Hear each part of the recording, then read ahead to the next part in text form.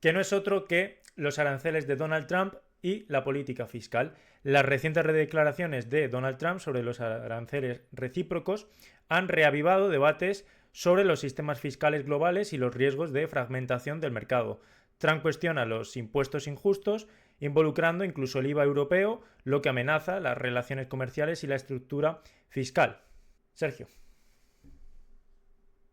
La política de aranceles de Donald Trump yo creo que es muy representativo de este contexto que hemos planteado.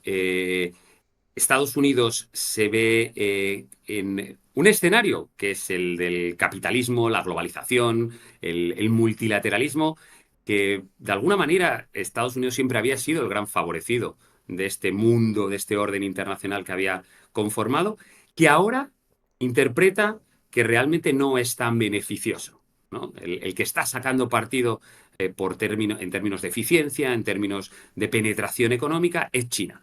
Y de alguna manera es una forma de romper la baraja de ese orden multilateral, de ese comercio y ese aperturismo neoliberal que había encarnado Washington en muchos contextos y plantear algo totalmente distinto. Y es esta suerte de políticas arancelarias, guerra arancelaria o como se quiera llamar. Con una particularidad, los aranceles no dejan de ser impuestos, un gravamen al comercio, en este caso a las importaciones que recibe Estados Unidos, viendo la lógica desde una visión muy estrecha y cortoplacista, ¿no? Intentando entender que realmente para Estados Unidos tener déficit comercial con un país implica que se están aprovechando de Estados Unidos. Cuando, bueno, insisto, cuanto menos es simplista esta visión. Y esto lo está aplicando en una forma de diplomacia coercitiva, de casi que los aranceles como palanca de negociación, ¿no? Para conseguir algo. Te amenazo con esto, cual bully, pareciera que no Sí. sé si es un bully o tirándose órdagos que da por hecho que nadie le va a ver porque piensa que lleva las mejores cartas, nadie va a querer renunciar al mercado estadounidense y por tanto lo utilizo como herramienta de presión y de negociación.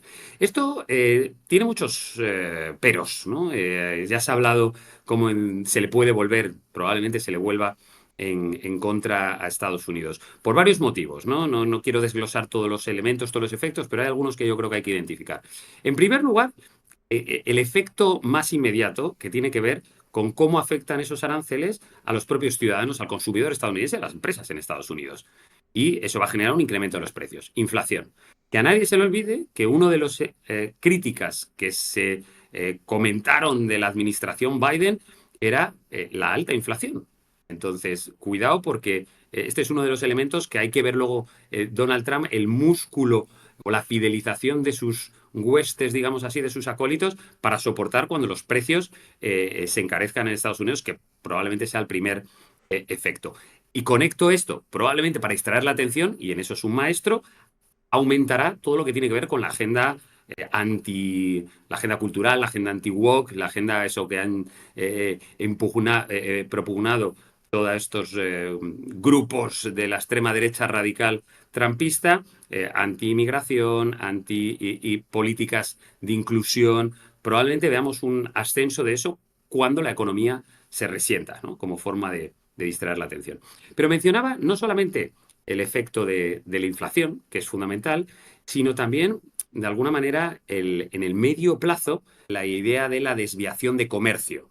Estados Unidos, además, está aplicando estas políticas arancelarias contraintuitivamente contra los que suelen ser sus socios comerciales, ¿no? Está maltratando a Canadá, a México, a Colombia, a la Unión Europea, a los que pareciera que eran actores cercanos, incluso ya ha dejado claro que los aranceles no iban a tener ningún tipo de excepción, ni siquiera para su gran amigo Javier Milei en Argentina, ¿no? Entonces, maltratas a los actores más cercanos, a tus socios comerciales tradicionales, y en el medio plazo puede generar una suerte de desviación de comercio. Y en ese sentido creo que es sintomático como China de alguna manera no está diciendo, está teniendo un perfil bajo e incluso siendo bastante receptivo para que ciertas empresas, ciertas industrias que puedan dejar de exportar a Estados Unidos puedan reconducir Esto no es en un solo día, no es un proceso corto, pero sí que es un proceso que probablemente sea irreversible para esas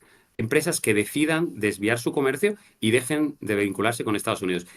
Y un efecto añadido a esto es que a menor relación comercial con Estados Unidos, menor capacidad de influencia tiene Estados Unidos, que es de lo que de alguna manera le ha catapultado como un líder en el último siglo. Entonces, cuidado con esa política arancelaria proteccionista y tan de corto plazo, porque tiene un coste en el medio plazo muy severo para los intereses de Estados Unidos.